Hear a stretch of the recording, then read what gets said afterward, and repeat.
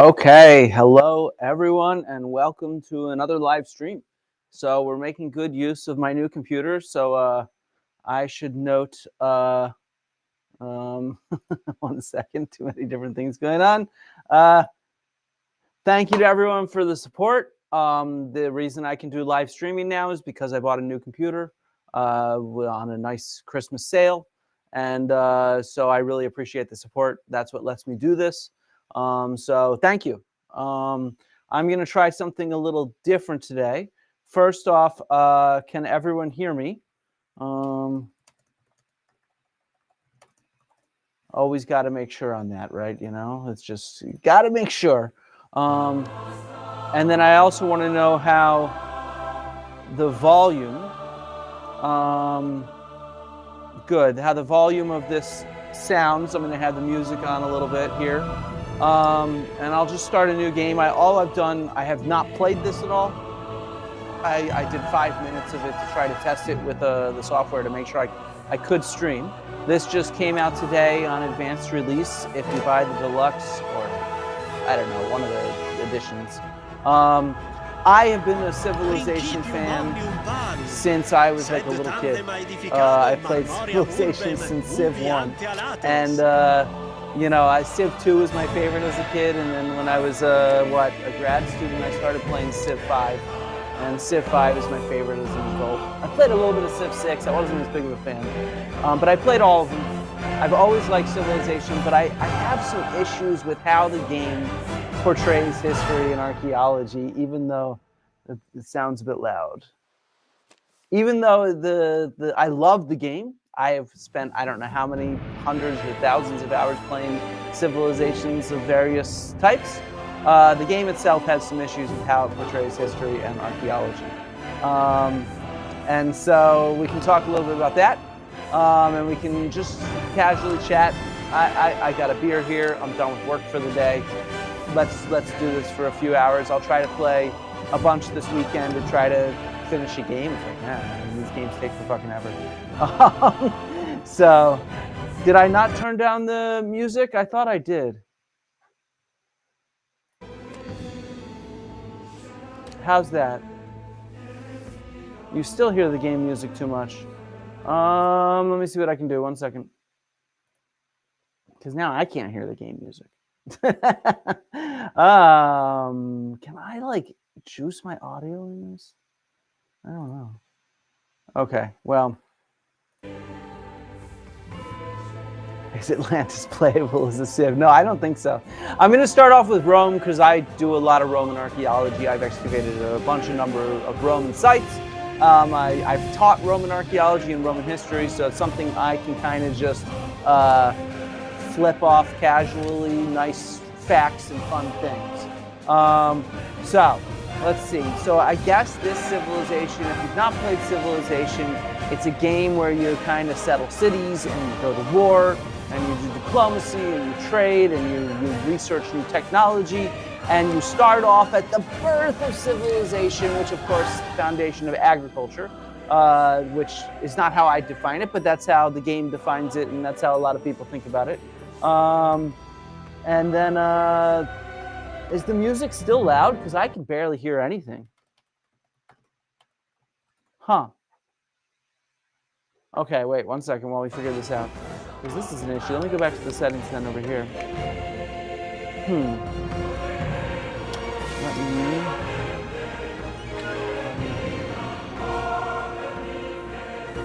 Weird. Okay, is that better? How's that? Tell me if that worked better. All right, well, I'll wait a second. All right, we got to get this going. So yeah.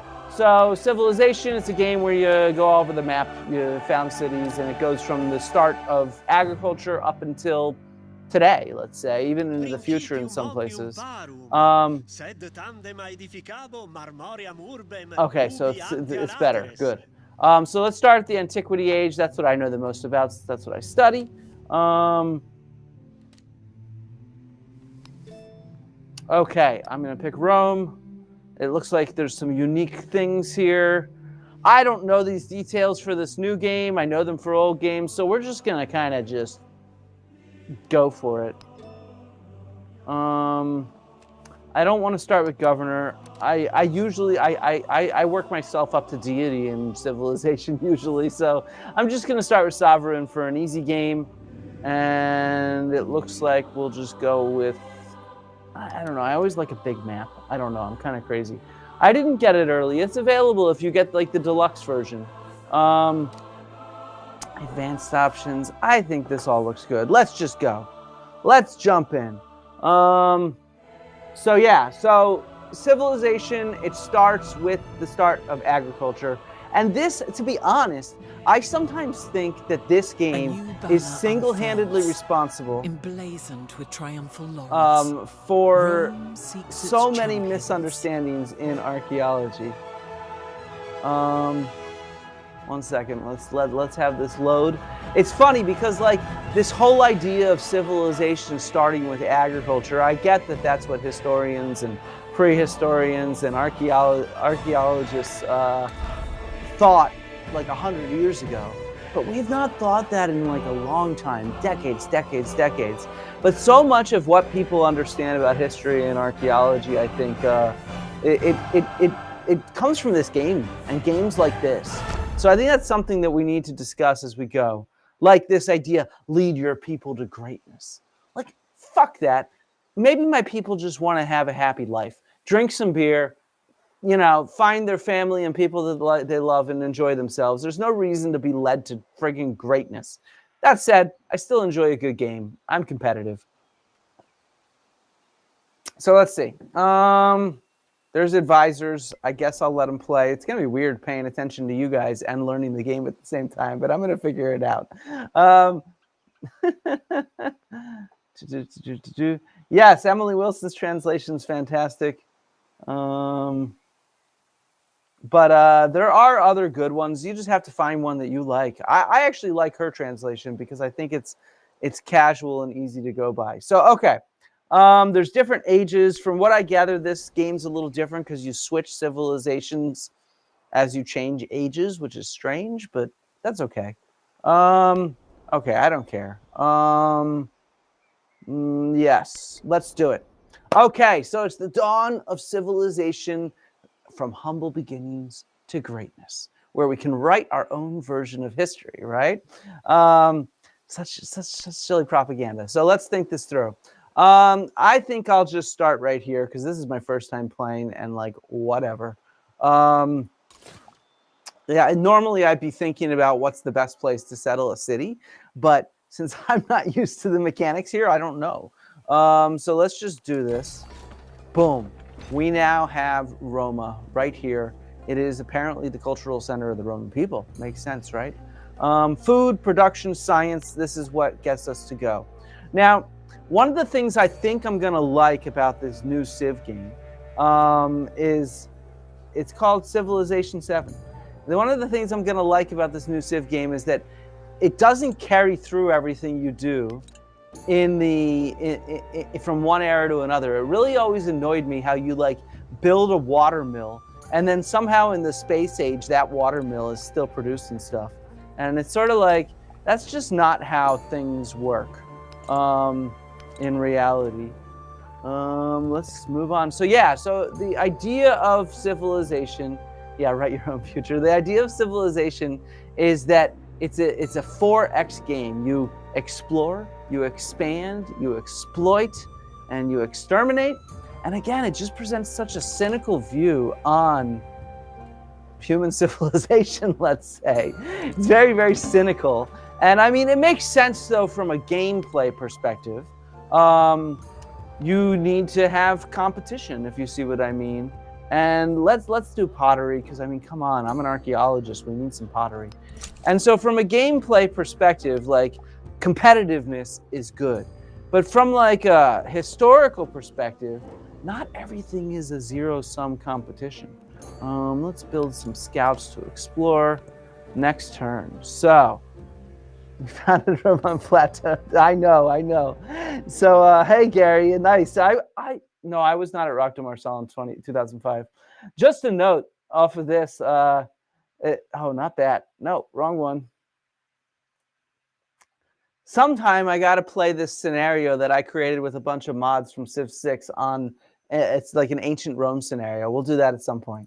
Why is this still showing stuff? I'm confused.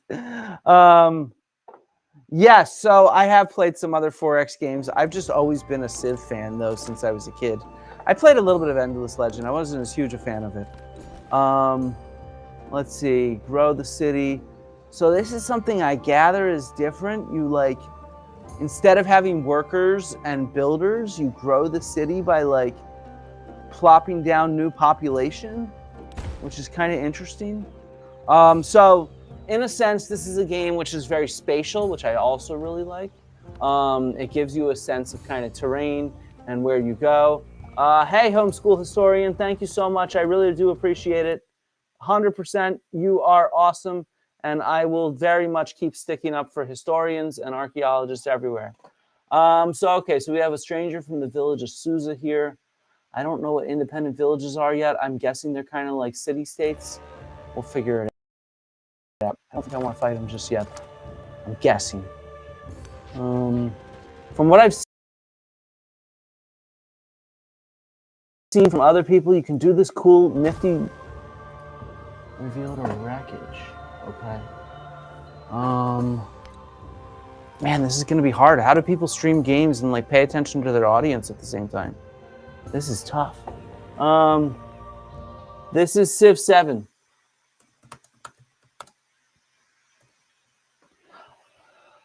Transition on Crete Meat Eater. That's a big question. I don't have an answer to that. We'll have someone on that can talk to it though in the future. Some of my friends and colleagues are researching that very question. So let's see, we have some animals. They're there.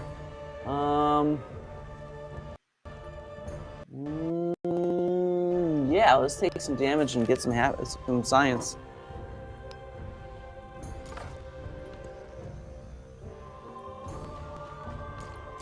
Oh. Yeah. Okay, so this makes me happy because finally we're doing something that produces some real archaeology.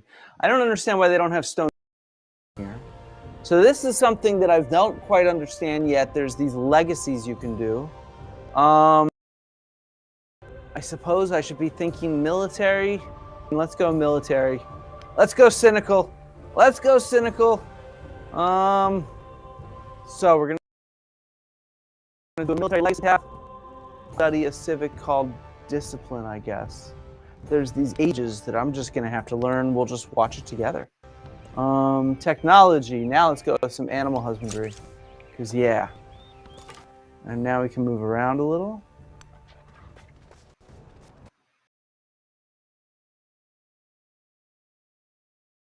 Let's do some...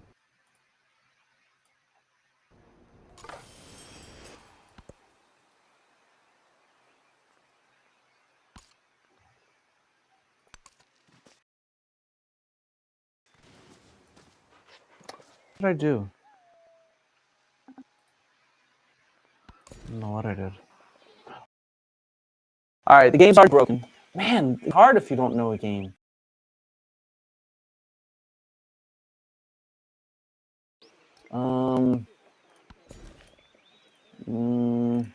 Why don't you let me grow the city? I see, okay. Bam. So yeah, so let's think about civilization. So one of the cool things here is you advance these technologies. Let's see if I can even find it. I don't know where stuff is. No. Man, a new game. Blah. Where's the science tree? Well, we'll find it later. Let's just keep playing. Let's build a warrior. And let's explore a little.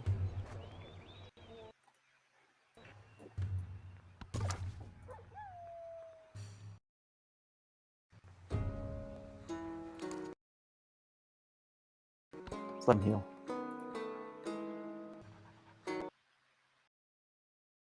Huh, I didn't realize some of these updates were from copying other games. Yeah, it is lagging a bit.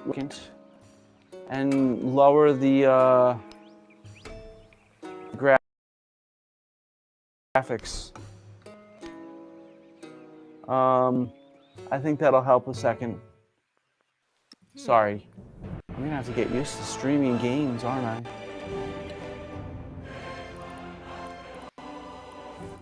Let's keep this down a little. Graphics.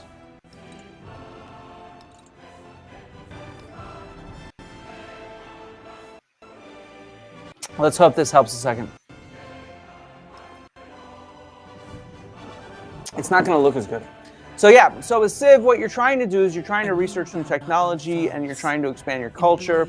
You build these kind of wonders that are, you know, what we think of as fantastic archaeological sites. And so what I want to look at here is kind of how some of the graphics actually depict these archaeological sites. I want to also discuss a little bit how I've started on this, how this game, it promotes this kind of really simplistic picture of our human past. And while I love the game, that picture is very problematic, let's say. How do I heal, man? Let's just skip turns, see if he heals. So yeah, so I think that that's the kind of things we can discuss. Looks like already we have a volcano here, so I should put a Pompeii city, I imagine, right there. You are still not healed.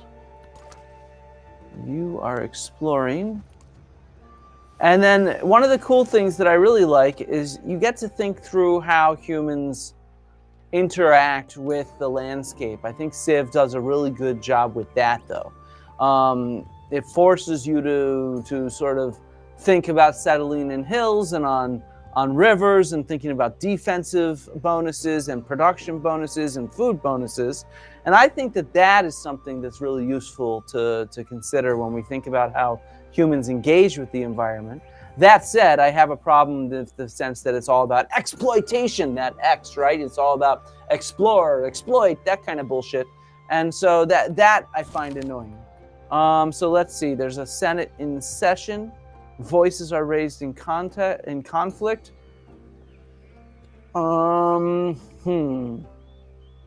Begin a quest. Yeah, I think we want to go with the military is probably the best way to go. Let's do it. So we can view the tree here.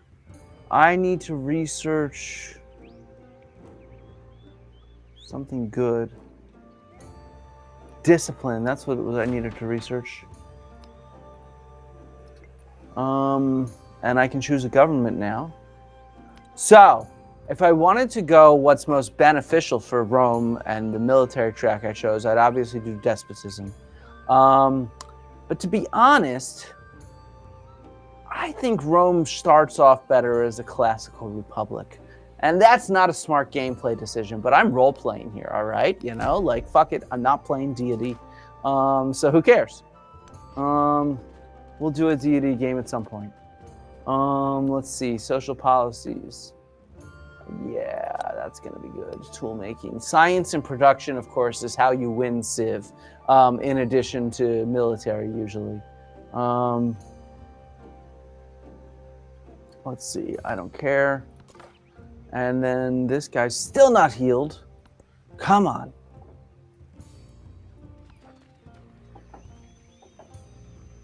Despots. Meat eater, good question. I would like to have them on at some point. Without a doubt, they're fantastic. So let me think on it. Yeah.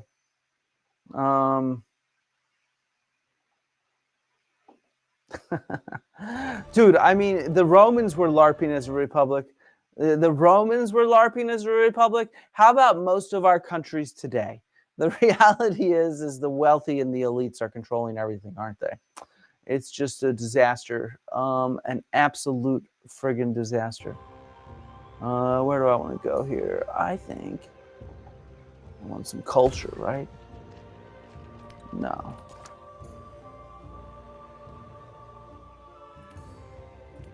The land is always stalking people. Ooh, I saw a The land nice makes people natural live right. wonder. So this is another cool The thing is land there's these looks kind of after like us. wonders around and you can build cultural wonders. Ooh, so this is a place where I'd obviously want to build a settlement in the future. What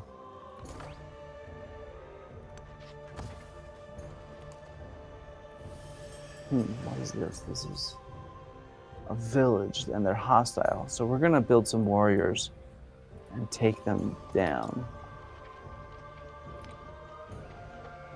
We're gonna take him down, yo.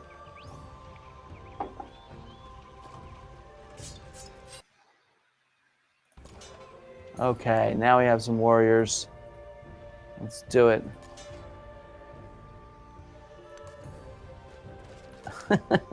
This is actually really strange. I'm like a really picky Civ player, and like I micromanage the hell out of everything. And so doing this while streaming is like totally blowing my mind because I'm like, what am I doing? I don't know what I'm doing here. I don't know how people do it. It's confusing me. And like, why is this guy not showing what he's seeing? The cage. I guess just because he's not healed yet. T, you've never played a computer game in your life? Huh, that's crazy. No, I love Civ. Civ is just, it's one of my great joys. When I was on chemo and recovering from cancer stuff. Here, wait, let me find it. Let me find this for you. This is my claim to fame on in Civ. This is my claim to fame on Civ, is I created this guide. I'll put it in the chat. This guide right here, this is me.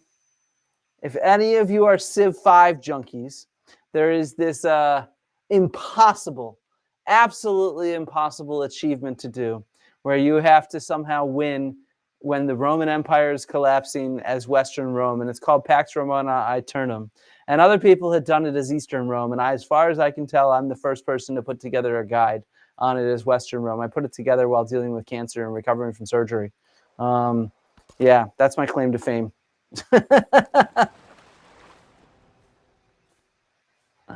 You saw elephants. Yeah, there's some up here. I couldn't reach them last time I expanded. I'm hoping to reach them maybe next time. Huh, this lag is definitely worse than I would have liked. I was hoping my computer could handle this kind of stuff. So why can't you see shit, man?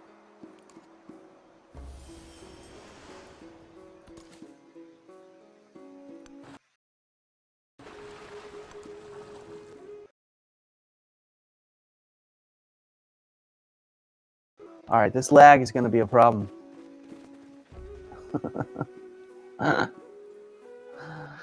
Maybe this ain't going to work. I was able to do a little more before, and I thought it was working just fine. But right now, it does not seem to be working very well. It's very laggy.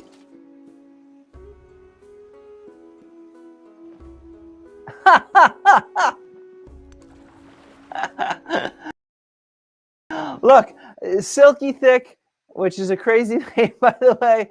I just value the good things in life. And so that means dunking on Graham Hancock, and it means a Civ guide, you know? So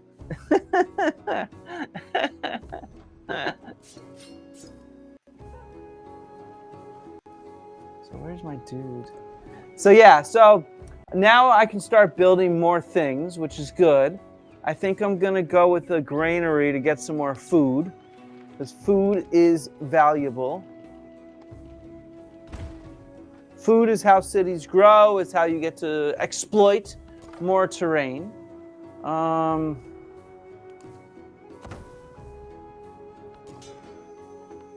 that's all good stuff, right? We want to explore, expand, exploit, and do all that good stuff. I wonder if I can take down Shingle now.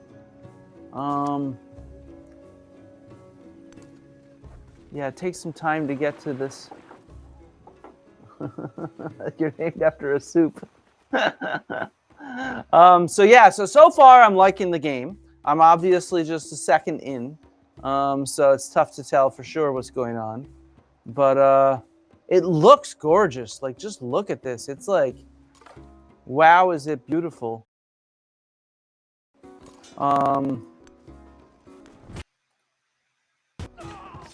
This is how the warfare goes.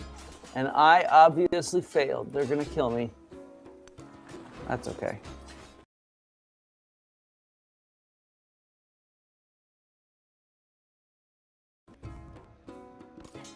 I think what I'll do is I'll play some of this game again on my talking to you guys while doing it. So yeah, I think that the other issue I have with this game is it presents this idea of like an empty map, right? Where we have to expand around. And that is not what the world looked like when agriculture was developed. People were already living all over the place after all. Okay. I don't know what that means.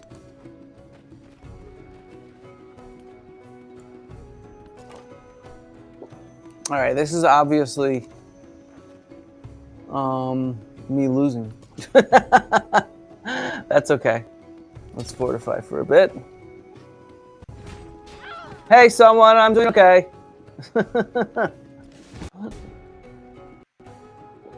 Yeah, let's grow the city. Let's go up towards these elephants, I think. And then let's get some more troops down here.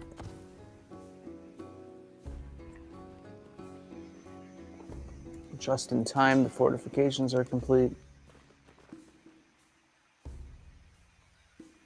Yeah, I think you're right.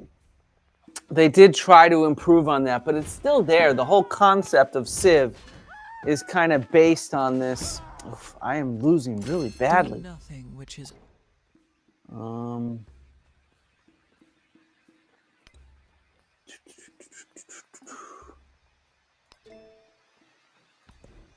I almost want to just go put on Civ V so that I can like actually do something where I know what I'm doing. This is like tough to play while you guys are watching me.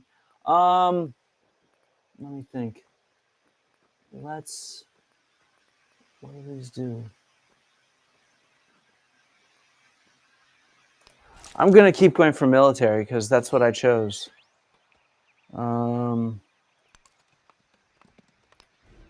And then in the meantime, I need to think through how am I going to kill these guys?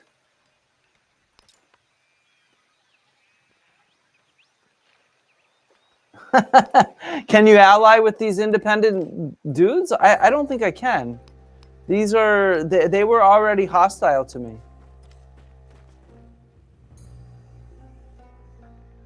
And there's plenty of fun in making friends. It's just a question of what kind of thing you're going on right away. They took my fortification. Ooh, I don't like that. Yeah, we got to get out of here, don't we? They're owning me. They are owning me. And I have a legatus, which I thought, okay, so I need to have a commander with 3 promotions, train 4 military units. When's this granary done?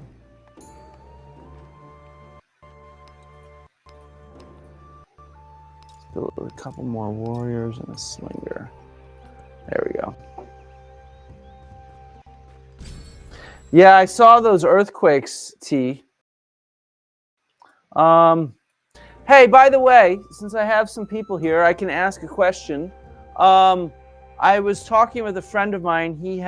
He's starting a company. He's an experienced tour guide. He manages tours in the Aegean and the Mediterranean world. And so I was thinking of maybe organizing a tour with him and seeing if there is interest in people who follow me for that kind of thing. So you should speak up if you think you might be interested in going to Greece and doing a tour of places like Athens and Atlantis not Atlantis, but you know what I mean. We'll be talking about Atlantis and stuff. Defense is 7.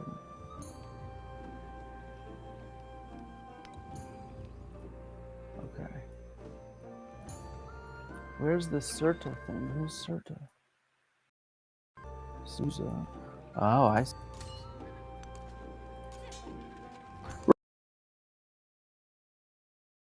Run away! Oh, this lag. Okay, so we have 1 yes. But, so yeah, so I think the idea, if we do this, we just started talking, so we'll have a better sense in a few months. He's worked professionally as leading tours for well over a decade, and he's broken off from the company that he used to work with to develop his own company. And so we started dreaming up an idea of a tour, and it would be something like a week to 10 days, and we cover Athens, Santorini, and Crete. And we go to some places where I've excavated. We could look at some behind-the-scenes type stuff, things like that. Hancock might be interested. And so this is something we were thinking of. Like, we have to put all the details together. We have to figure out, you know, all the hotels and all this kind of stuff. We're shooting right now for spring of 2026, though. We probably announce it in a few months. But I wanted to just sort of float it, see if there's interest. It looks like there is interest, though, of course, it would depend on money and stuff like that. Yeah, I mean, it's always going to cost money. That's just that's life. It's hotels, it's travel, it's all that kind of stuff. But it was something I was thinking of putting together. Let's see. I have no idea what's happening here. Let's look at the tech tree really quickly. I don't think I need sailing yet. Yeah,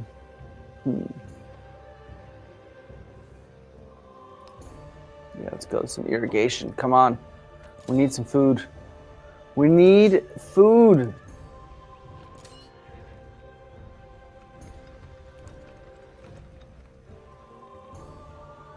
Yeah, the earthquakes in Santorini are terrible. I don't know what's going to happen with that. I hope it does not forebode another eruption. I suppose it's possible, but I don't know. I have a friend on Santorini, actually. He actually manages a hotel there. He's a former archaeologist. I should get in touch with him. Yeah, but, and I agree. I highly recommend that if you're going to go on those kind of tours, go with experts, which I am. I've worked and excavated in Athens, on Crete, and elsewhere like that. So joining me, I promise, will not be bullshit. I will be giving you the same kind of instruction that I give my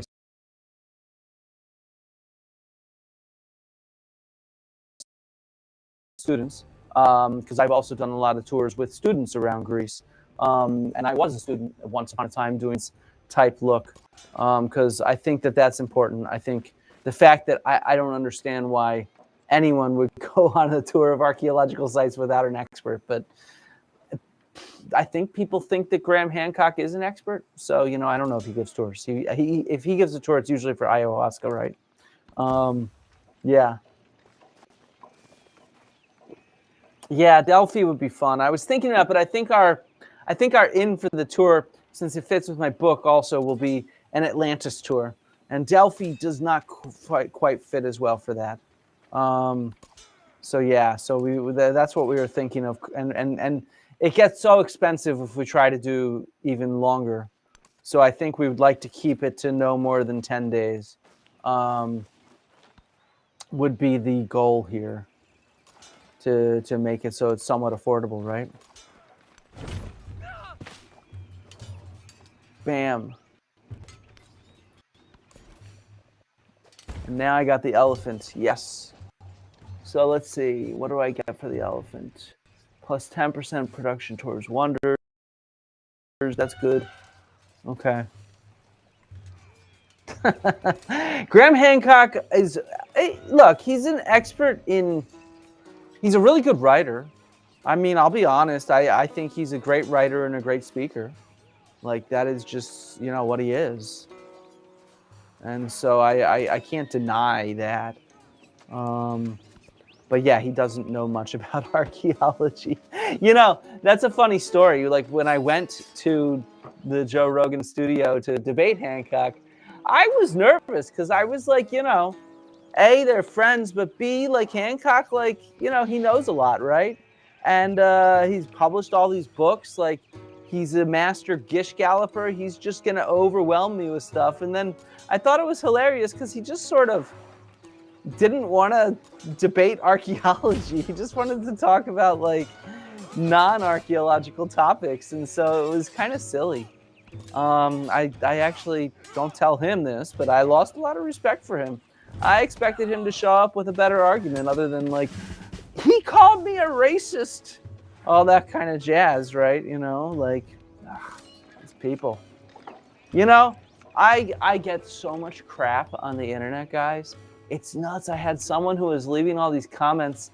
I posted a post on my posts tab on YouTube. There's a photo of Yoni, my wife, and my cat, Tavro. Is Tavro here? No. And just saying, hey, you know, focus on the good shit in life, which I always try to do. And especially my wife and my cat, they're the good shit in my life. And so I posted that. And this dude just started going crazy. He was just like, is this the last post you're going to make as a professor? You know, you reap what you sow. You deserve to get fired. He made like 15 posts before I blocked him. And it's just like, what is your problem, man? Like, leave me the fuck alone. Like, I don't know why the hell you have such an issue. And these people are just nuts. So what do I do? Yeah, let's go with Bastion, man.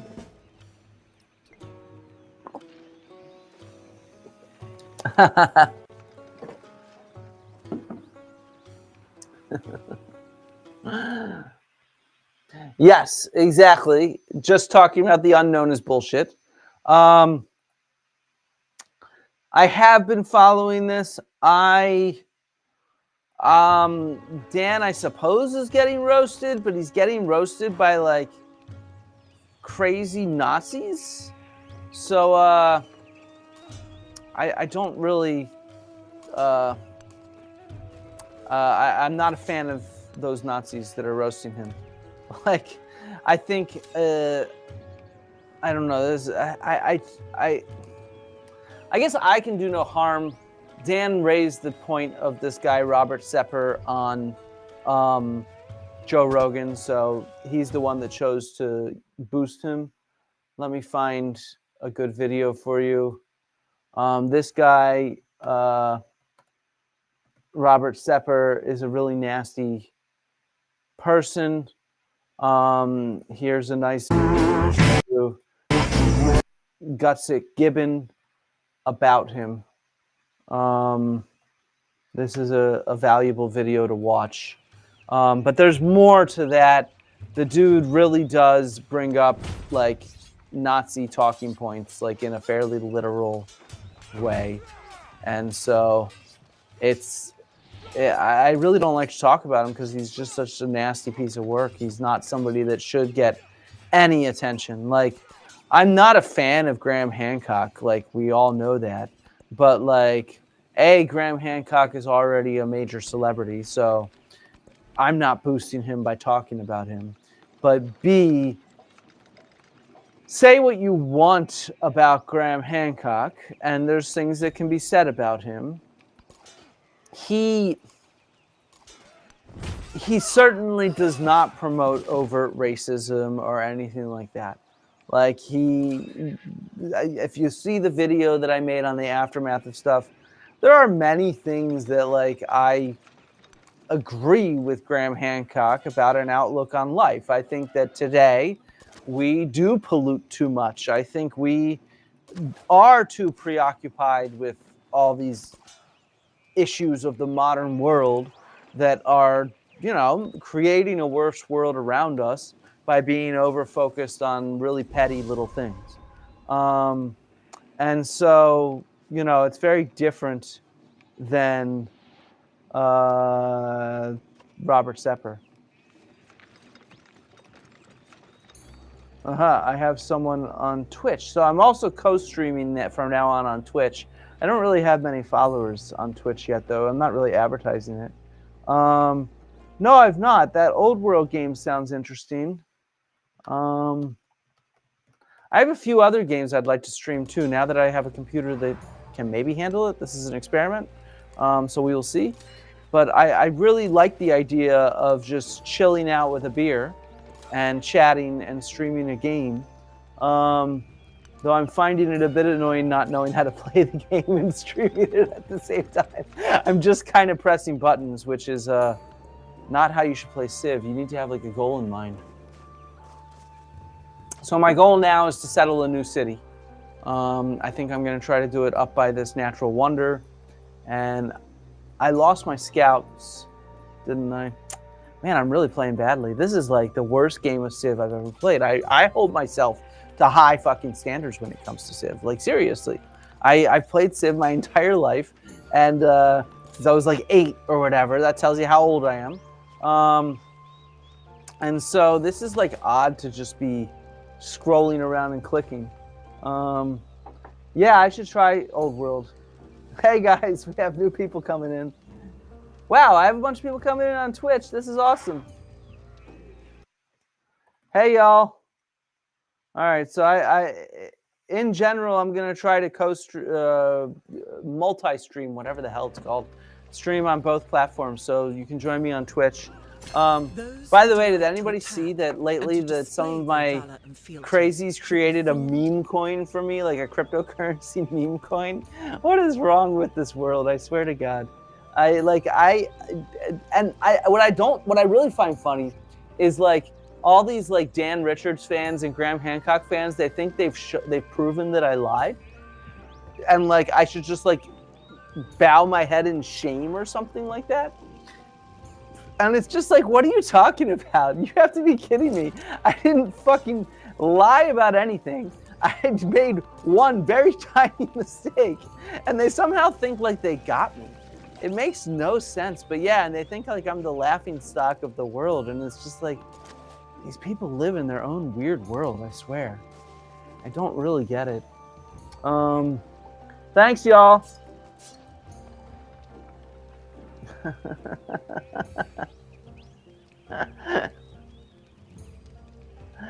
Yeah, they should be. So, what do you guys think? Should I reach out to Rogan to try to go back on? I sort of, to be honest, Rogan is a complicated person, but when I was there in person, I thought we got along, and I thought we had a sort of rapport, and I kind of thought he would invite me back on, and he has not. So I'm debating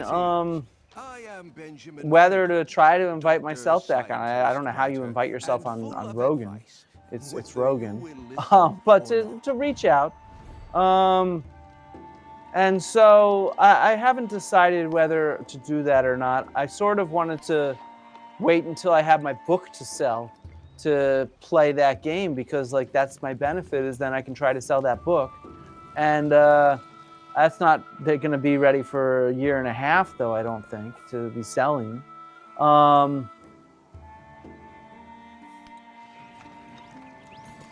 And so, but with them, like Rogan seems to be bringing me up like once a month now.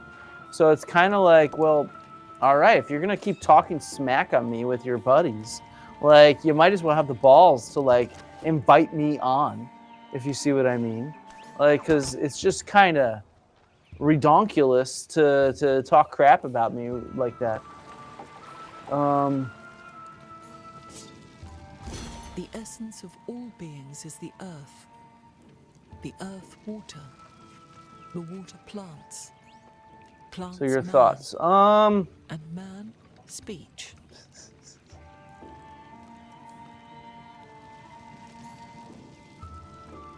What's the No Rogan podcast? Yeah, that was Ben Franklin there, by the way.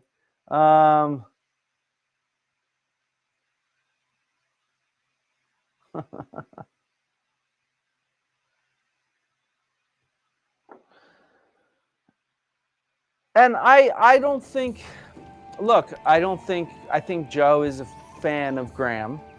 But at the same time, I'm pretty good at handling myself. Yeah, so we have Ben Franklin here, and we have Confucius. And so that's kind of the question is, like, what to do about that. Like, I mean, I don't really care in the end. Either he's going to let me come back on and speak my mind, or he's not. And, you know, that's his own platform. It's his own situation. It's not mine. God.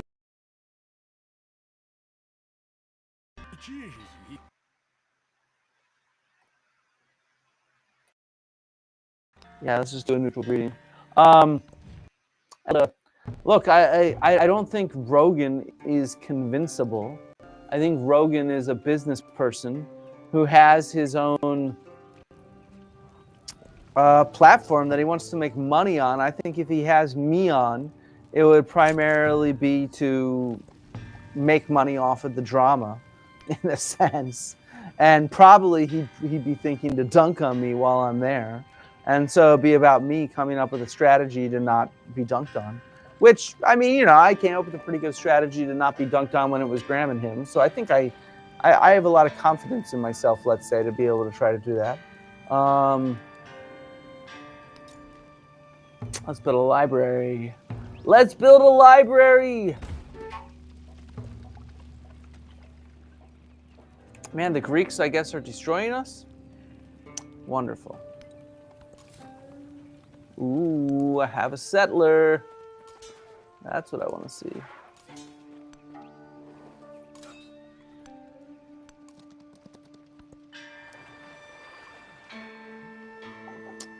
Yeah. So that's my thoughts. Oh, you guys' conversation, I'm not seeing it.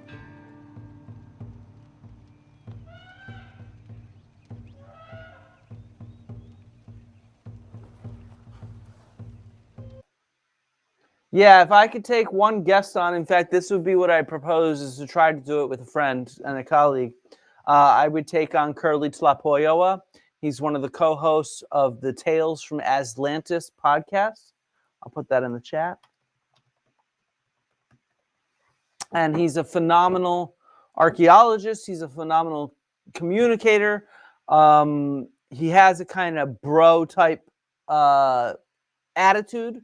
So I think that would vibe well in that environment.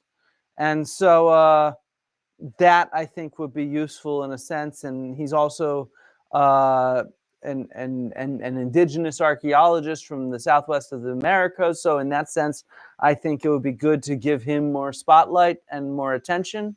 So he'd be the person that I would love to bring with me if I could go back on Joe Rogan or something like that.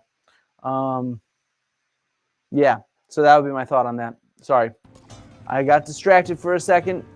Let's see what's going on here. So where do I want to settle this city? Yeah, I think this looks pretty good. It's got elephants, it's got horses. Looks like it has some marble. And it has this great natural wonder. Yeah, that's beautiful.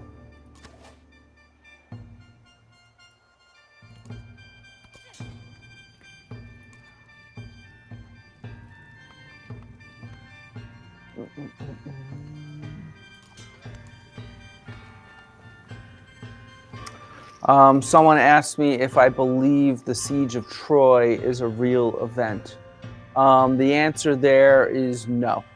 I do not think the Siege of Troy was a real event for a number of reasons, but the main thing is there's just no clear archaeological evidence for the Siege of Troy. And that's not due to lack of trying to find such archaeological evidence. And so I think that the Trojan War might have happened to some degree. Obviously, there was Troy and Mycenae at some point in the Bronze Age, but it also might not have. It's one of those things where who the hell knows? But the actual long-term 10-year siege as told in the Iliad, no, that's not happening. It's not happening. Not on my watch here. No, Rogan has never reached out to me since the debate. He still follows me on Twitter, so I don't know. I think Stefan Milo's content is, for the most part, absolutely superb. He actually has an undergrad degree from Sheffield Archaeology, which until it was cut a couple of years ago, was one of the top archaeology programs in the world. So, yeah, I trust Stefan. I think he's a great guy. He featured me in his book, which is kind of cool. And, yeah, he makes really, really fantastic videos that are well-researched. Have I seen the Sage Wall in Montana? It's a geological feature. It's just rocks. Let's see. Didn't a dude blow up Troy? Yes, that dude's name was Heinrich Schliemann, and I've seen his grave. I didn't mean to show that. But yes, I sort of agree. But in I think Rogan's just a business person trying to make money. That's what he does. And do I think that's the right attitude to have towards the world? No. But it's just kind of that's the world we live in, right? That's what people do. And let's see. Yeah. We need to catch up with those Greeks, Confucius. We got to catch up with the Greeks. I clearly took this legate the wrong way. Legatus.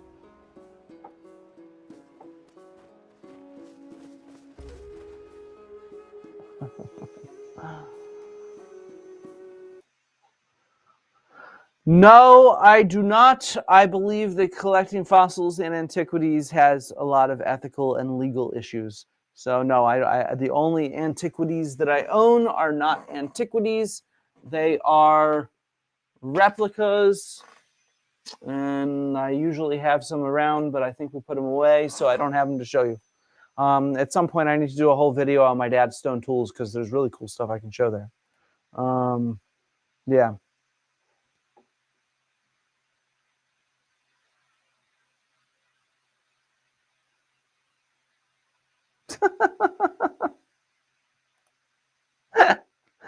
That's funny. See, this is the total weirdness. Now people like recognize me on the street sometimes, and I'm just like, what the hell existence am I living? It's so weird. It's so weird. Someone on Twitch asked, do I like rocks and minerals? Yes, of course. I do, but I don't collect them. Those I have a less of a problem with collecting. Man, this guy has lots of units.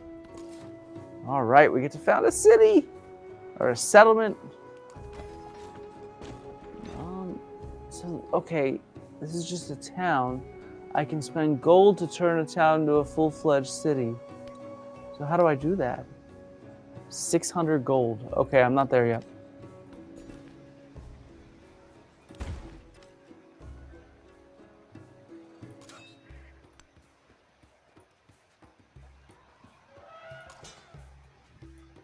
So they're all at war with me? Man, I really played this badly.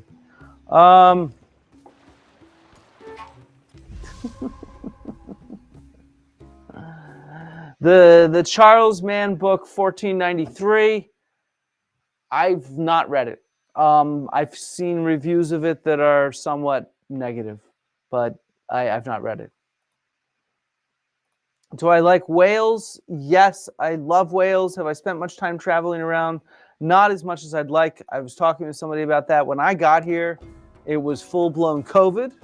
And then I had cancer and was on chemo and had surgery. And so I lived in the UK for 2 years, 2.5 years before I even got to go visit London for these reasons. So no, I've not traveled around nearly as much as I'd like. I mean, I have traveled around a little bit in Wales, but not nearly as much as I should, and not nearly as much as I'd like. So I plan on traveling a whole lot more in the future, but we're not there yet. Soon. Soon, soon, soon. Library takes 5 turns. Come on, guys.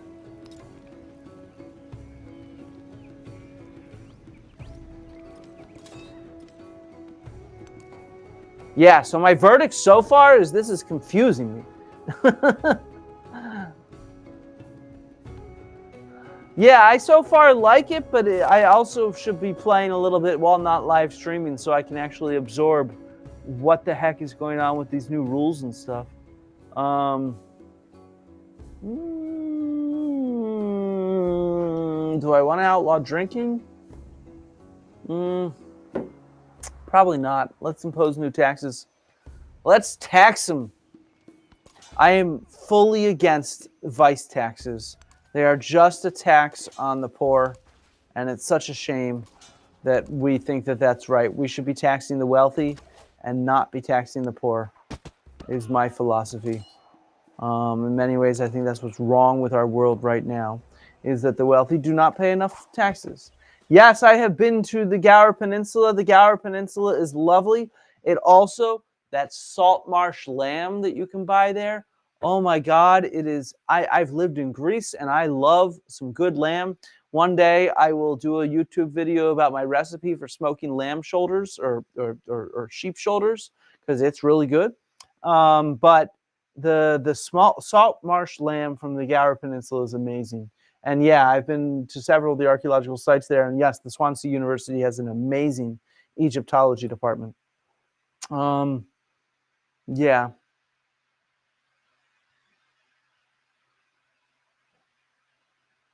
It says hopefully Roman people are critical.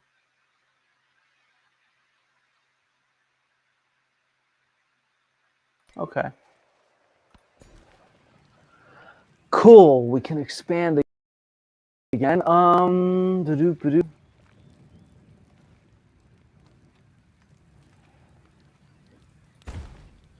do it. Let's do it. Let's keep getting some gold.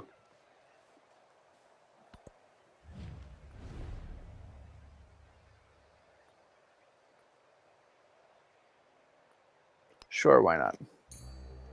I need that gold to create a city, eh?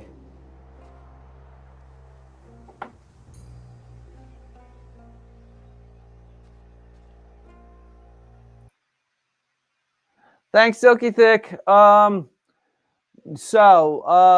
I don't think there's any evidence that Abrahamic monotheism came out of the worshipping of Aten. But yeah. And yes, the salt marsh lamb is pricey, but if you buy it directly from the people who raise the lambs, it's a lot cheaper. Like a lot cheaper. So yeah.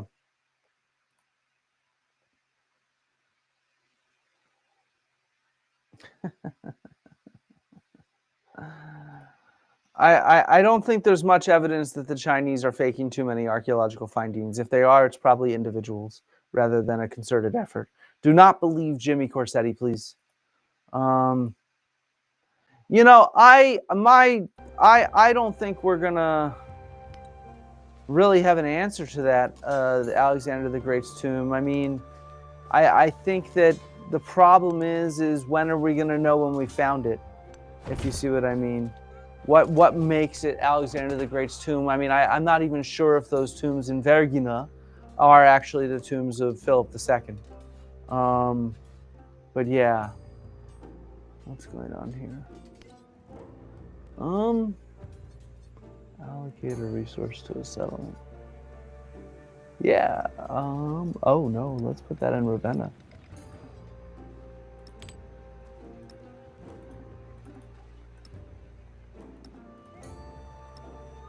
Oh, I have to put that there. But I have no gold there, man. Okay. Thank you, Lockjaw. See you later. So, let's see what's going on. I have to conquer the world.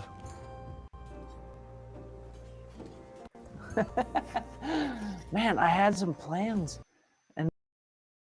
Now I'm like live streaming and I'm like, what's going on? Avoid any discussion of public.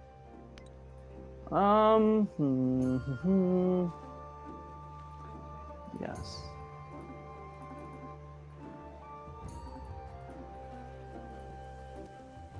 Aha. Let's rock this. It's time to rock this out.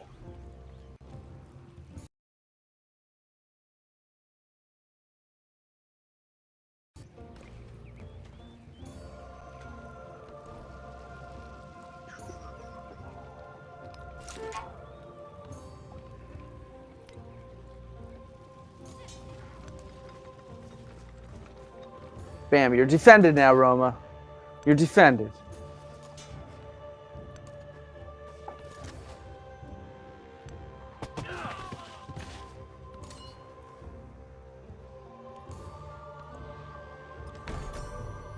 How's everybody doing? We seem to be growing an audience, and I'm just like, so, all right, I expected to talk more archaeology here. So, obviously, that's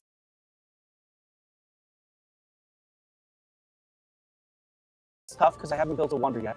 But what we can try to do is zoom in on some of this stuff.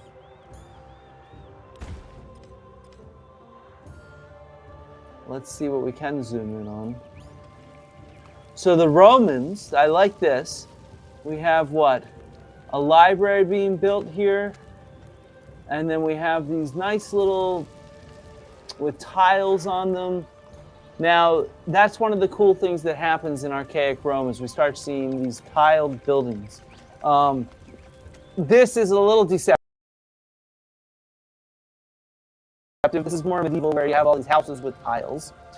In archaic Rome, so, early Iron Age type period, middle of the first millennium BC, you start getting tiles on sort of temples in sort of Latium and Etruria. So yeah, in that sense, I like to see these tiles. Though, I mean, if it's 2775 BC, yeah, sorry, that's not what's going on here. Definitely not. Same thing with like this kind of multi-storied palace with this kind of dome with the hole in it. That's not happening so early. Come on. Come on, Civ developers. It looks like the Pantheon, which is not built for a few hundred years. A few thousand years, I should say.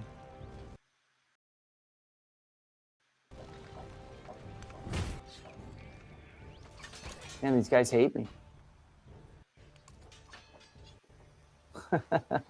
My mic's cutting out here and there. Why? Okay. Let me see if that helps. So yeah. Let's see what else we can get at. The elephants. So have you noticed how the elephants are bigger than the houses? I don't think that that's archaeologically accurate if we're thinking about it being bigger than a Roman palace. But on the other hand, an elephant might be larger than a Neolithic wattle and daub house. So maybe we can give them some credit for that. So, Soma Song, that's why these are the details that you log in for, right? The elephants are too big. Archaeologically, zooarchaeologically speaking, the elephants are just too big, One second. I am going to disappear for a second, and I'm going to get another beer. I will be right back. I'll try to play for another half hour, 40 minutes maybe, and then we'll do a little more as we go on. I'd like to actually, once I learn these rules, do some more live streaming with us and talk through some philosophy.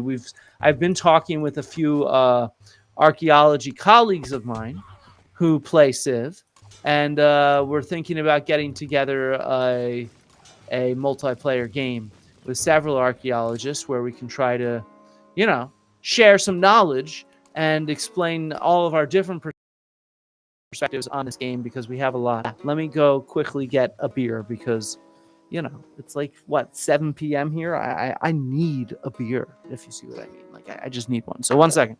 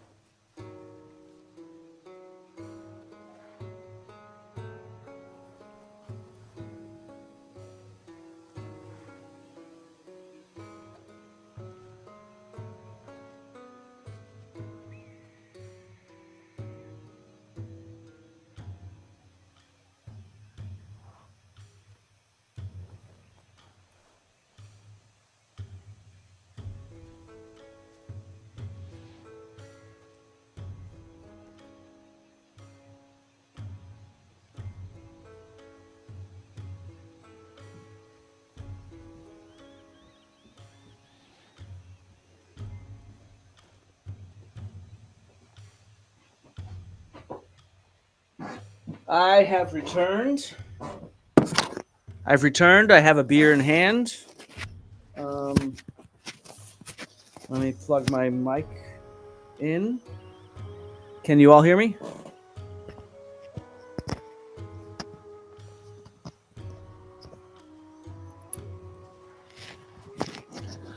So the lag is still happening with the game. Damn. All right, I'll have to work on that. I tested this earlier and it wasn't lagging so bad, but I think my processor heated up and it's lagging now.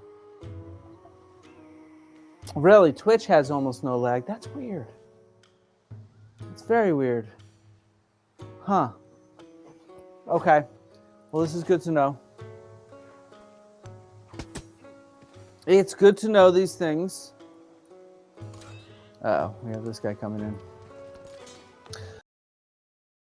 All right, well, I have like a good group of like 110 people watching right now.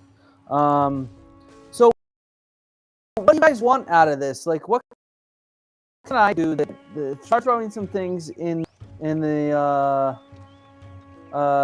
chat on things that you think I can provide on my channel, particularly things that are not so intensive. I mean, we're working on a few higher quality videos that require some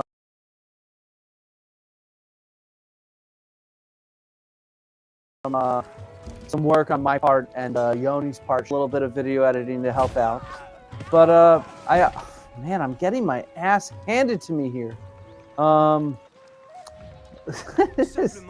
Citizen Lafayette, s'il vous plaît. Wow, okay, great. So, yeah, I want to think through how to improve this channel, different sort of things that I can provide. I really wish these cuts were not happening at Cardiff, because I have a feeling that we're going to be going on strike soon. Obviously, that's not decided and all these kind of things. But the problem is going on strike means I can't do, with the cuts that are happening, I am restricted in being able to do some of what I planned on doing in the fall, or in the spring right now. I had some real big goals. And ethically and logistically, with these cuts, they're becoming more difficult. So it's going to be a problem.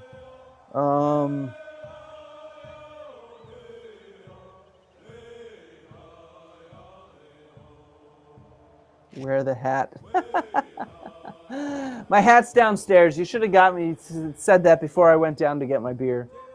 Field experiences. Yeah, I'd like to. Yeah, we're thinking about doing some reaction videos. Me and another podcaster. We've been talking about that. I think that would be fun. And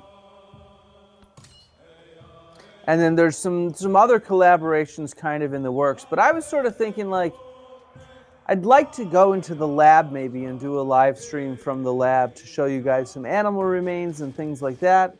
So yeah, I think that would be a lot of fun to give you guys a behind the scenes thing. And my goal, as I think I've mentioned, is if we can raise the funds to get cameras and mics that could let me do in-person filming, or especially by the summer, I could maybe do some in the field type podcasts and stuff like that. So yeah, I think that would be fun. That would be my goal. I'd like to take you guys into the field, right? As best as possible.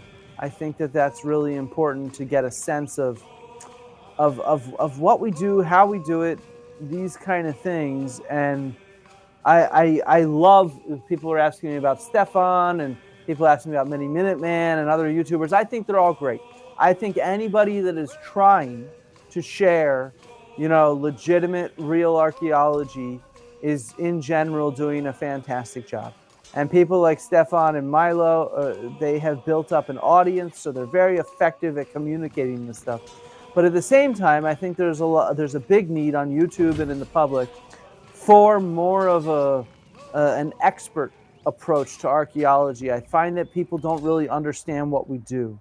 And the reason why, and one of the things I've been thinking through is, there really aren't any archaeological celebrities out there, archaeologists who are celebrities. Even the actual the people, the scholars, let's say, who present archaeology in the media on like big TV shows or write big books oftentimes, they're frequently not archaeologists. They're very close to archaeologists. People like Mary Beard or Alice Roberts. I love them. I think they do a fantastic job.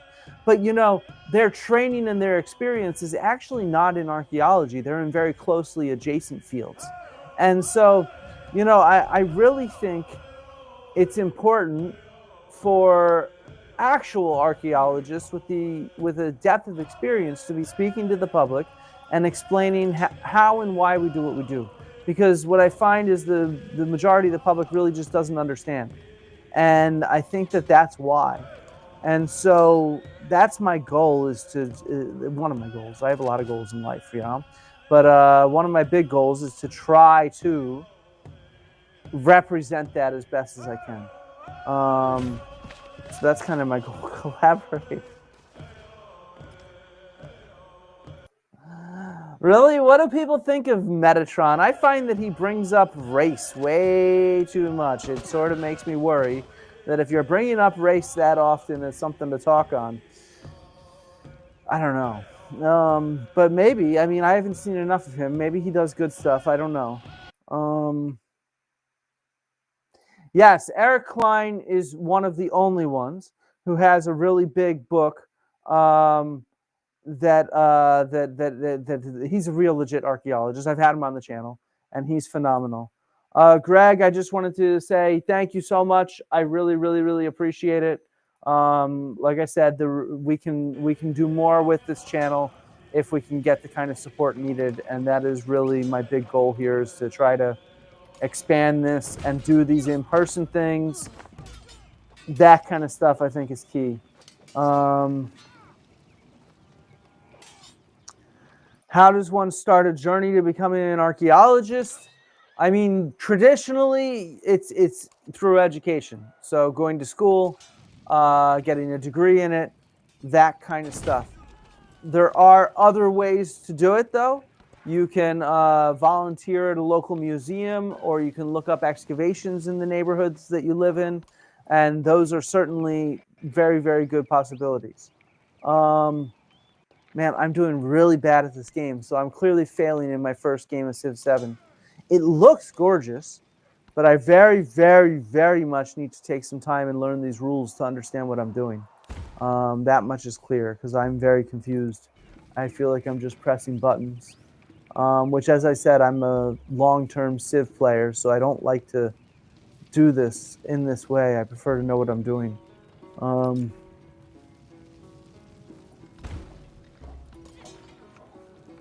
So yeah, I would suggest Nicolas to go look up local museums, local universities, local excavations, get in touch with people, see if you can volunteer.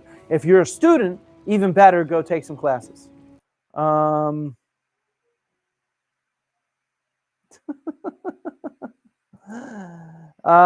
Yes, I am Harrison Ford in disguise. In fact, Harrison Ford is my uncle.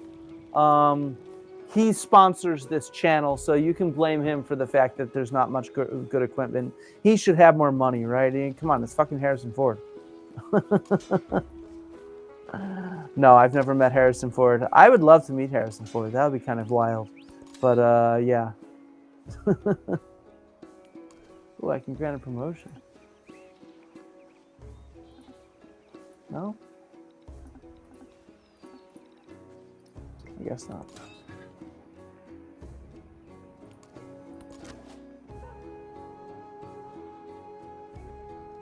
Yeah, I don't know. I've not watched enough Metatron, but the bits and pieces that I've seen made me very skeptical of his historical opinions. And I think, like I said, I think he's a little too focused on trying to make the argument that the Romans were white, which is ridiculous. And yeah, because the Romans were a group of people that had an empire that spanned 3 continents. The people in the ancient Roman world were quite diverse. And if you want to argue about that, bring it on, because I got evidence. I don't know what else to say. I got friggin' evidence on this. Exactly. Someone said Romans were multi-ethnic. And yes, the Romans were multi-ethnic. And he seems to argue a lot with scholars, which is always, to me, a red flag. If you're someone who has no experience in a field and just kind of absorbs stuff, no real training, all this kind of stuff, and you're arguing with scholars for your public channel, not like actually trying to present stuff in a way that makes sense to scholars, let's say, but you're sitting here arguing, like, sorry, kiss my ass. Anybody, I'll have a video on this. This is actually a core argument. I'm working on this. Oh man, they're killing me. All right, they're just absolutely destroying me here.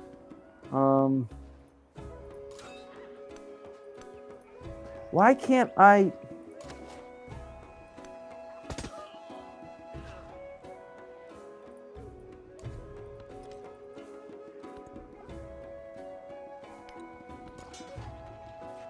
But anytime there's somebody that's making an argument for the public, rather than, man, these guys are destroying me. Sorry. Rather than for other people who know what they're talking about and know the evidence, it means that they don't know what they're doing. Were the Roman nobles diverse too? Yes, of course they were, because to be a Roman noble, you just had to have wealth and own land. So, like, you know, you look at images of Septimius Severus, and he is from North Africa, and he clearly has much darker skin than other Roman nobility. And he ended up being an emperor, right? So, yes, there's a lot of diversity there.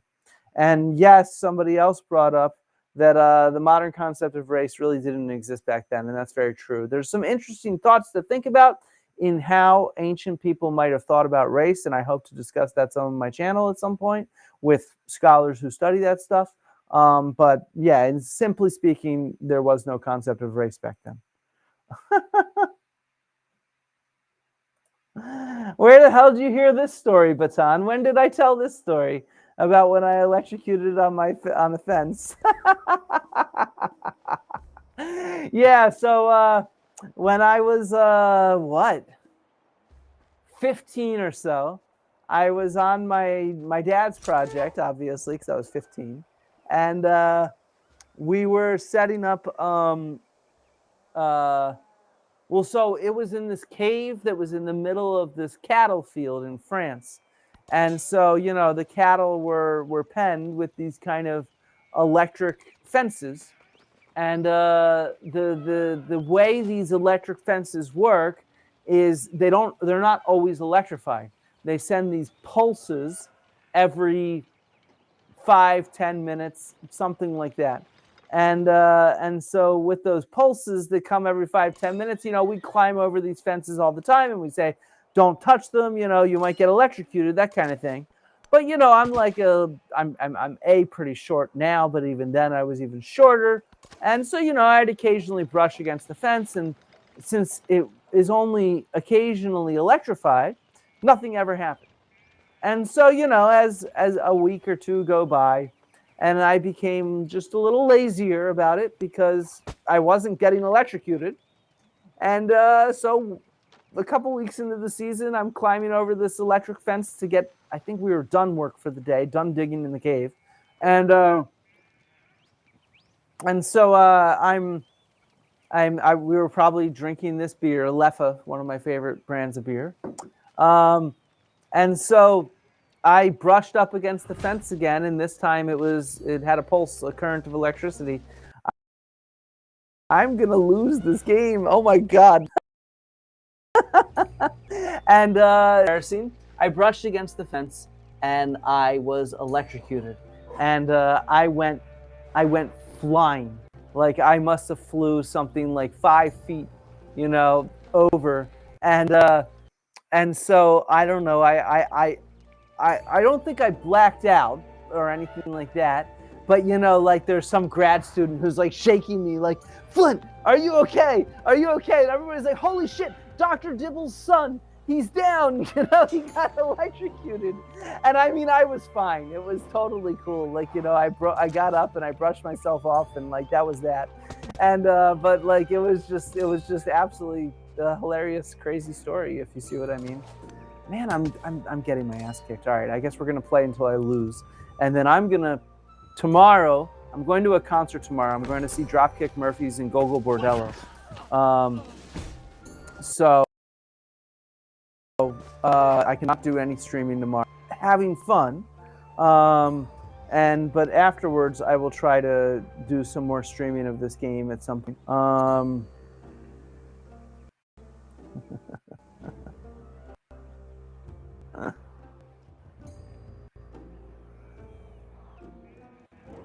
I have enough gold to buy a unit. Yeah, but I'm trying to upgrade this village.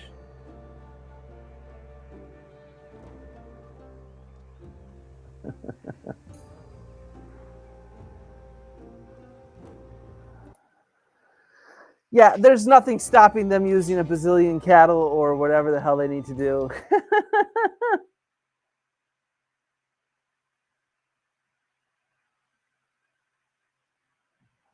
There's a lot of questions here.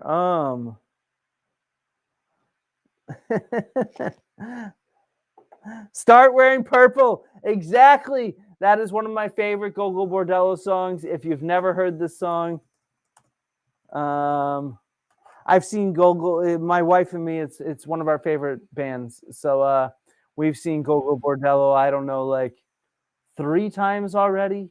And this will be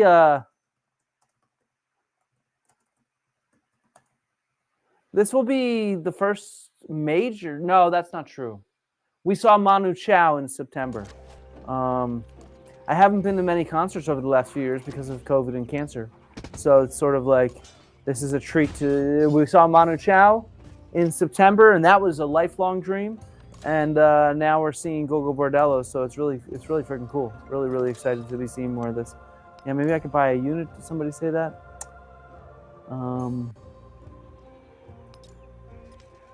Bam, Roman Legion.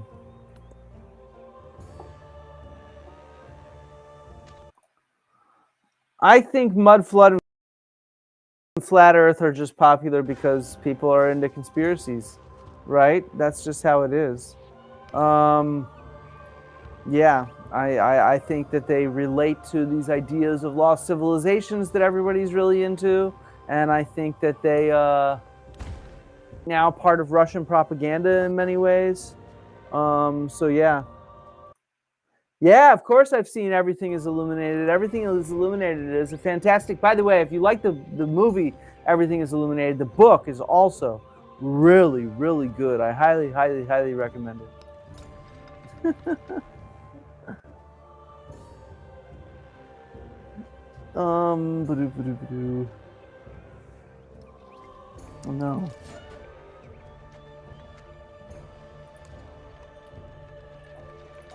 We have our legions. I am such a little girl. Why, thank you, John. I love you too. Now piss off, Jesus.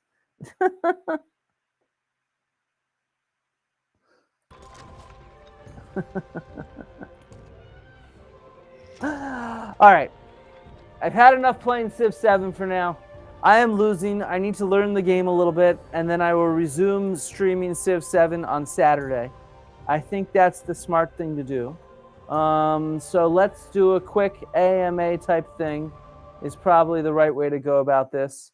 I personally think that, yeah, I would rather know what I'm doing so that I can talk with you guys while still actually playing a game.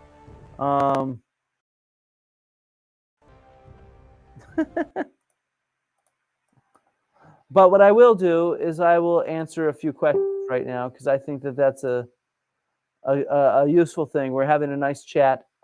I'll finish my beer and we'll do a quick AMA.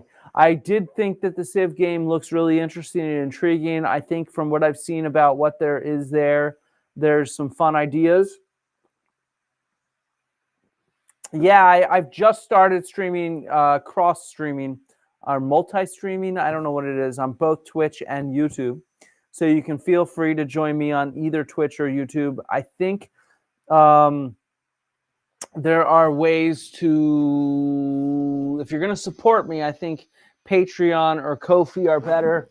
But yeah, Twitch or YouTube for all my streams. I'll be doing both.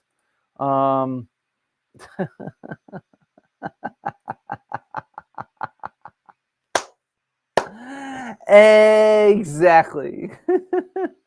I mean, sometimes we have to laugh at the haters. I mean, you know, so look, when I call out haters, I do it for two reasons. One, they're either funny, or two, I think it shows the attitude that exists in these kind of conspiracy theorists. Oh, my hat is behind me. Somebody wanted to have me put on the hat. Bam.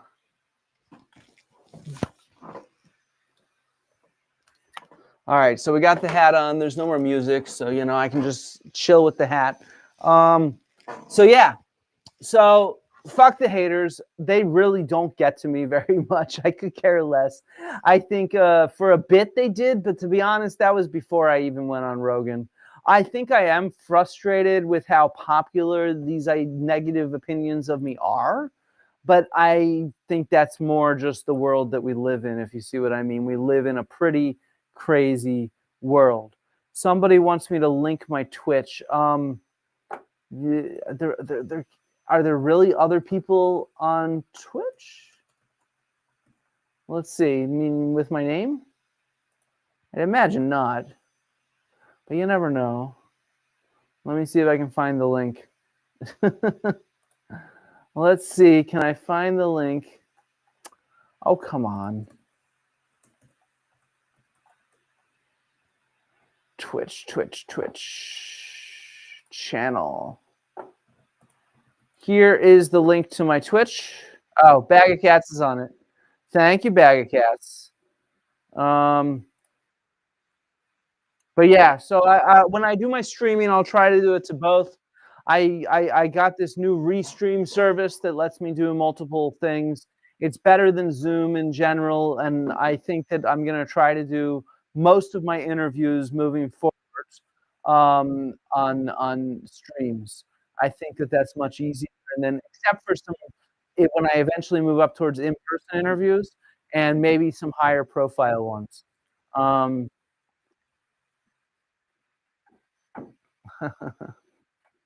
Let's see. Yes, I am a huge fan of Leffe. It's one of my favorite beers. Go buy Leffe.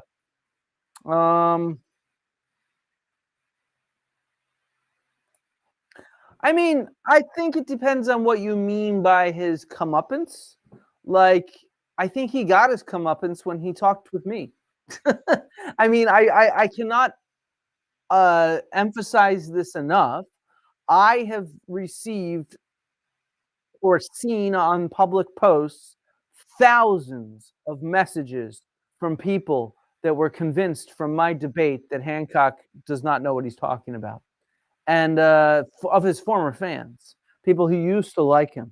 So I think he got his comeuppance, and I think this backlash against me shows how effective that was. He knows he got his comeuppance, and he's very careful in how he disses me. He only promotes what other assholes are willing to lie about me, because he used to be a litigious person, and so he's not willing to outright lie about me. So instead, what he does is he says, oh, let's listen to Dan Richards, because Dan Richards is a fucking impossible asshole who, because he has no money, I ain't going to sue him. And he just lies with reckless abandon because he's a fucking asshole. Sorry.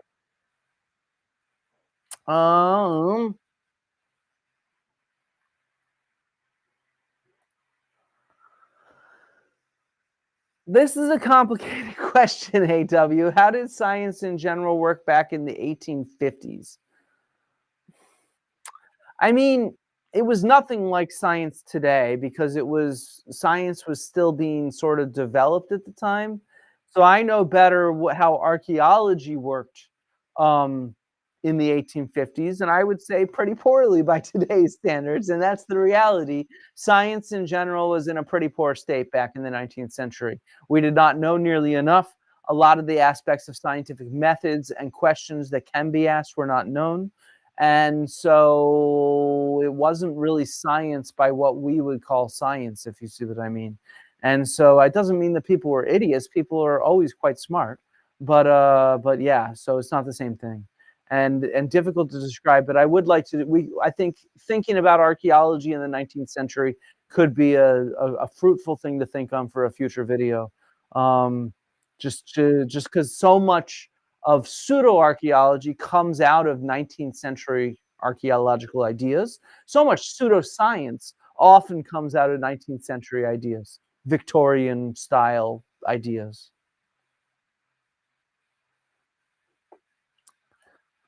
Woo! Here we go. There's an example of someone who is awesome. Thank you, Chris. I appreciate it.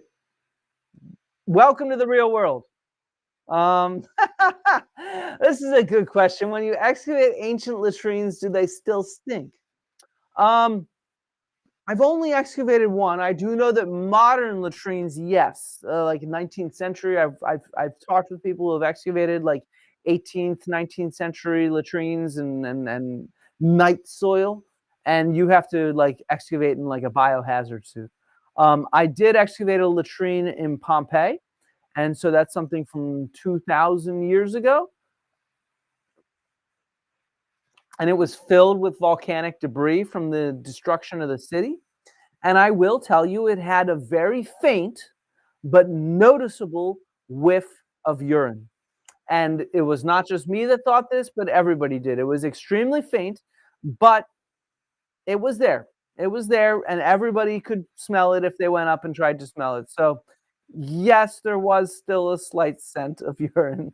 That said, if you excavate, I've excavated coprolites, which are fossilized turds, and those usually do not have a smell. Though I've never studied them, so I've never broken one open to see what happens. I've heard that sometimes they have a scent. So yeah, yeah.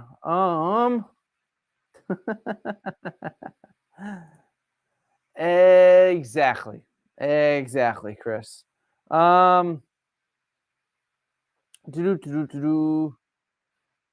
Thank you, DW. I appreciate that. So why do I think that lunatics gravitate towards Richards instead of real science? People. People gravitate towards lunatics like Richards. Um,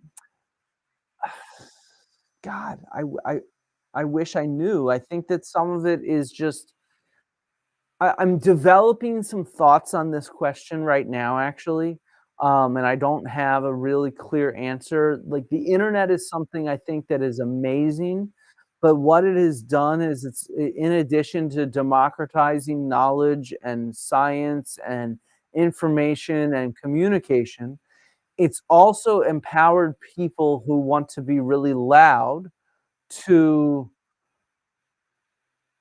effectively spread misinformation and disinformation in a convincing way.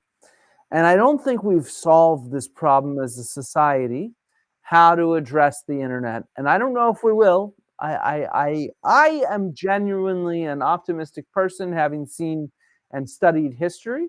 I think there's reasons for optimism, but at the same time, this is a new chapter in our history. So I'm also pessimistic because the future is unknown. But I think there's a lot of confirmation bias involved.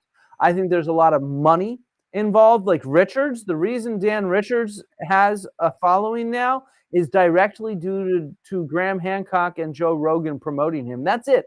His only ability to do anything is to shit on me.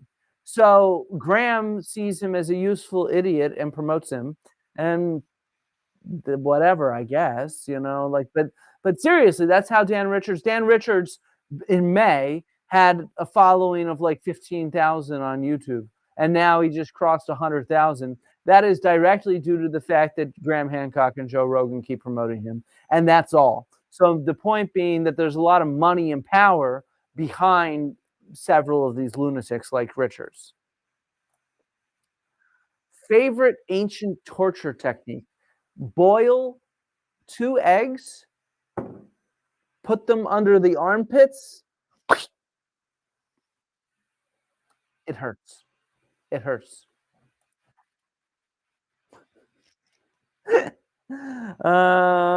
Sorry, this is an ongoing gag between me and my wife Yoni, and she heard me and she came in and laughed. Yoni, do you want to come say hi to people? She doesn't want to say hi to you. I got to get her on camera at some point. Um, let's see.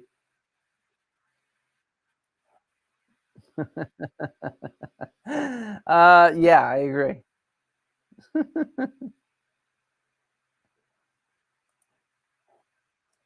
And yes, I think that this is key. This reaction to me is lame. It's just lame. Yeah. Let's see. What's this death raid? You've been around a bit. I've got a question on ancient Greek foods. What kind of things did they ferment?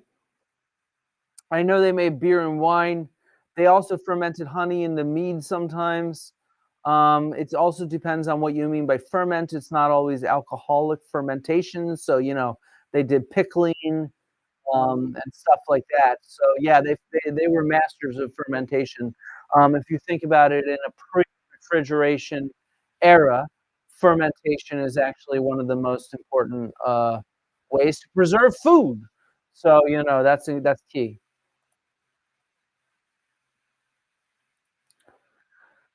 You already asked me this, yo, Timbo. I'm still a fan of the Emily Wilson. I think that she writes in a very direct, clear language, and the other translations are overly flowery and poetic. And to me, that turns away students that I teach. The direct translations that Emily Wilson gives might not be as flowery and grandiose, but they're really quite easy to read, which is good. Um, I don't know what you mean by bricked. What's the lingo you mean here? I'm not sure. Tell me what you mean.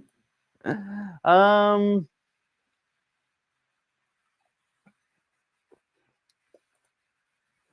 yeah, so I got a funny story about this. So, right before the debate began, uh, and this might be the first time I'm telling this story publicly. I might have told it on a podcast. I can't remember. Right before the debate, I meet Joe Rogan, I meet Graham Hancock. We go into the room to do the recording, and then we're all sitting down, and Joe's like, "All right, gentlemen, let's keep this professional. We want to, keep this all above the belt, right?" And he's like, "You guys both agree to that?" And I'm like, "Yeah, no problem. I just want to stick to the evidence." And Graham goes, "Well, I have a section about Flint and how he, controls the media." And Joe's like, "Are you okay with that, Flint?" And I'm like, "I guess. I don't fucking know." So yeah, that was Graham's goal. Graham's goal was literally to go in there and be like, this dude who nobody's ever heard of, who has like 4,000 subscribers on YouTube and like 20,000 or whatever it was on Twitter. I think I had 30,000 at the time. He controls the media and all this kind of BS. And it's just like,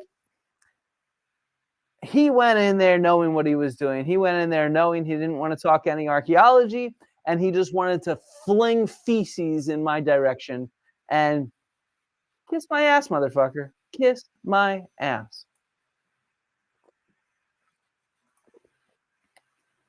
Uh, Baton relay. I have like a whole video on this. Let me get the link.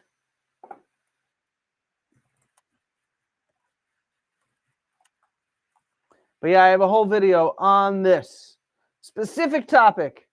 It is on my YouTube and it is publicly available. Elite Mycenaean Tunes. And it tells the story of me and the Griffin Warrior. A little bit. That's a long story. Let's see, where am I?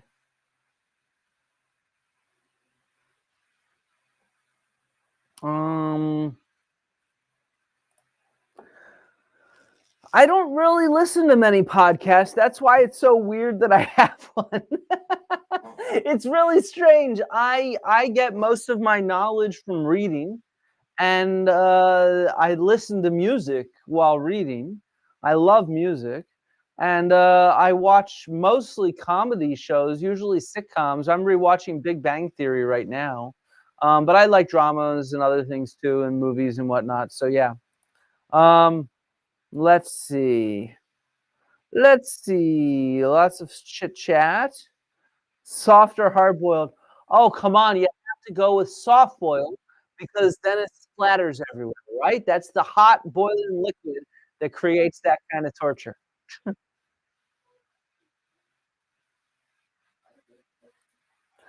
So, look, history in high school or middle school is taught as like facts. And if you take an introductory level archaeology course in university level, it'll oftentimes be straight up facts. But once you get beyond just the intro level, you're trying to teach people how complicated the field is. You're trying to teach them the methods. You're trying to teach them the reality that many of the facts we have are nuanced and complicated and not so straightforward. And so I think that that's key is you're trying to teach people how we approach the past and the kind of perspective that archaeology offers towards understanding the past. And I mean, that's what I try to do every time I share archaeology. So that's the goal here is I'm trying to deposit not knowledge, not facts, but a perspective on the world and the human past, if you see what I mean. That's the goal.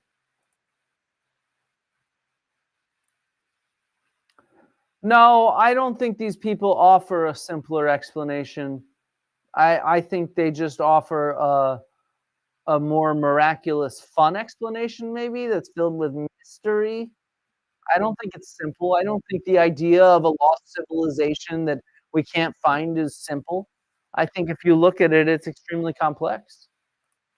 Um, let's see. Exactly, 100%. Dazazel, exactly. We need to do the things that can make archaeology cool and popular again, and that's what I'm trying to do. It's one of the problems with YouTube. I'd like to do a video on XXX rated Greek vases, but like YouTube hates that shit. I hate some of the censorship that exists in the big companies online, right? But I think, we have to talk about sex, drugs, rock and roll, fun things. We need to emphasize the cutting edge 21st century methods and science and the questions that we ask today. And to be honest, I just tend to think we need to speak more to the public. Like every podcast I go on, the audience likes it. It's usually fairly well viewed and things like that. And so I think that a lot of it is just getting ourselves out there and presenting all the cool shit that we have because people like archaeology. It's kind of cool, isn't it? Um, let's see. Thank you, Meat Eater. We appreciate it. Tips always appreciated. Large, small, always appreciated. Um, in fact, I have a live stream I want to do about this cryptocurrency, this meme coin, and it forced me to do a bunch of research into cryptocurrency. So I will soon accept cryptocurrency tips as well. And there's an advantage there. I'm not a huge fan of cryptocurrency. I don't think it's a good investment in any sense, but it lowers transaction costs. Twitch, YouTube, Patreon, PayPal, they take such a huge cut out of everything you donate towards your favorite creators like me and others, and cryptocurrency doesn't do that. So I'm gonna open up a cryptocurrency wallet. I'll start putting that in there if you want to find a way to tip me where big Google does not take all the money. Ba-doo, ba-doo, ba-doo.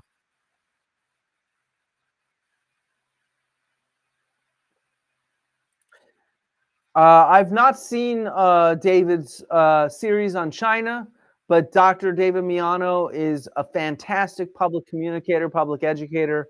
He is he's awesome. So I think that the idea of making a replica of the site and exhibiting it as it's dug is really valuable. My dad created the software called Virtual Dig, where you could re-excavate the site with your mouse, for example. I think replicas and stuff like that are really useful, and so I think that that's really cool. But I've not seen it, so I don't have any specific thoughts other than David Miano's awesome, and that idea that they came up with in China of making a replica to exhibit the site as it's dug is a really cool idea. Um,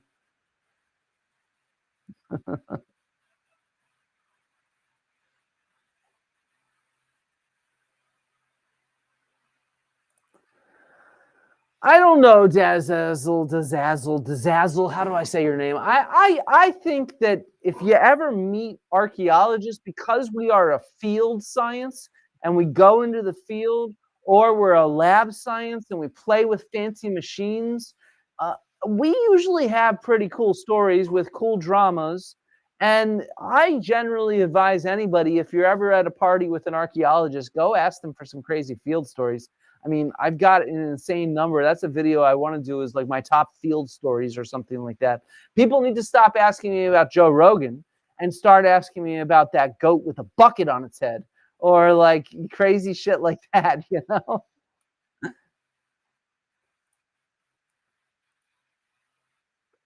Um, yeah, so I will be selling some magical jewelry very soon, very quickly.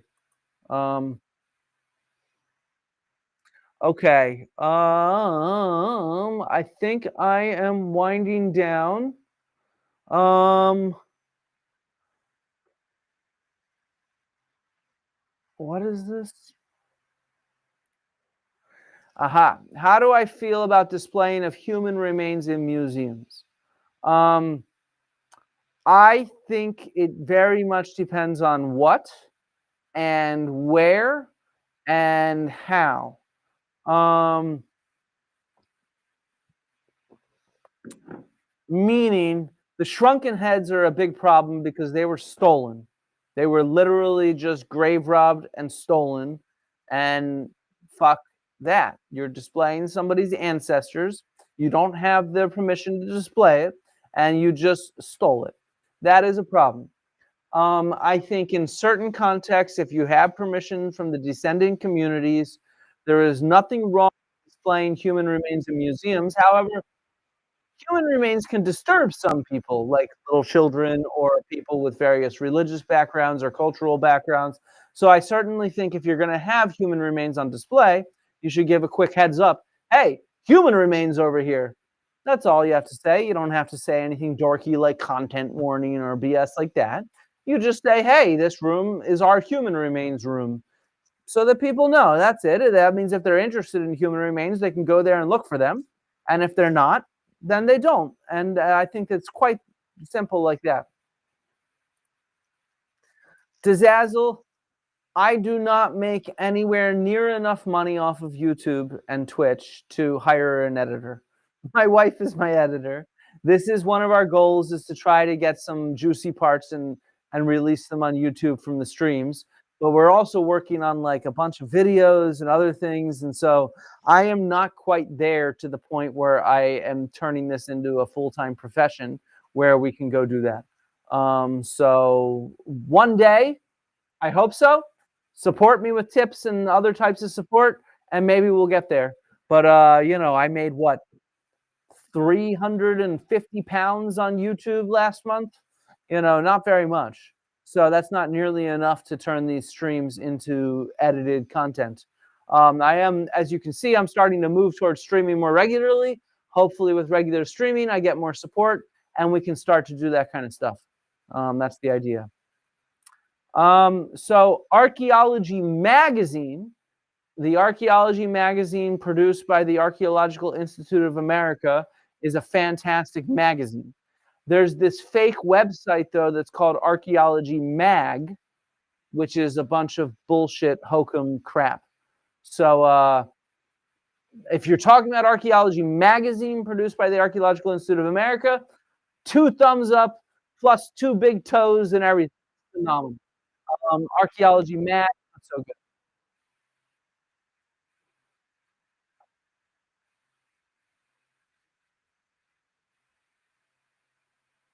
Badoo, badoo, badoo.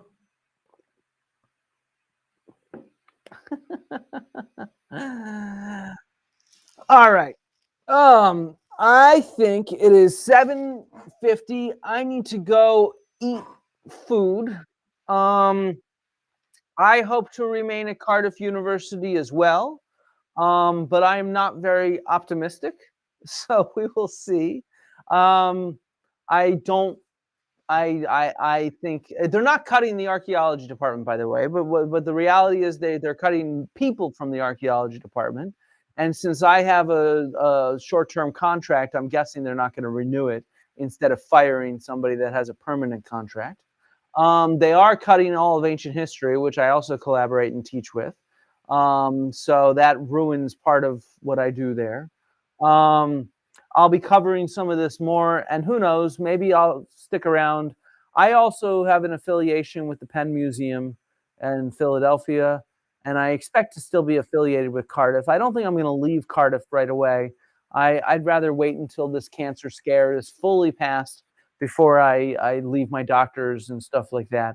It is gone, but you're in this window where the chances of it coming back are more likely, and so I'm not very comfortable with switching doctors and shit like that until for another year at least is the right way to put it.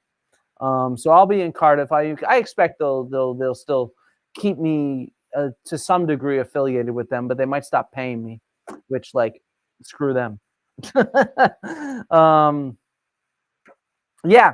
So, all right. I'm going to end this. I'm going to try to do another live stream either Saturday or Sunday before the Super Bowl because I got to watch my Eagles. Go Birds, Eagles, Eagles. I'm very excited. I will be up all night and then I have to teach all day the next day. So it's going to be interesting, but I cannot miss the Eagles in the Super Bowl. I am a Philly guy through and through. And, so yeah. But call this. I will try to do another stream either probably Saturday. I'm going to learn a little bit of Civ and I'm going to try to do it. And I'm going to think through how I can teach some archaeology while playing Civ. This was an experiment that I think failed. And I need to figure out how to stream a game and have an interesting conversation about archaeology while doing it. It's something new, and I'm new to streaming. I got to figure that out. I think I can get it down. I'm a smart dude. It's just thinking it through. So yeah, Saturday, next Tuesday, I'm going to have Dave Wyatt, who is an archaeologist here, an ancient historian here at Cardiff, and we're going to talk through some of the cuts from his perspective. And then I'm going to have on Wednesday, Owen Reese has a new book out. Here, wait, I have it here.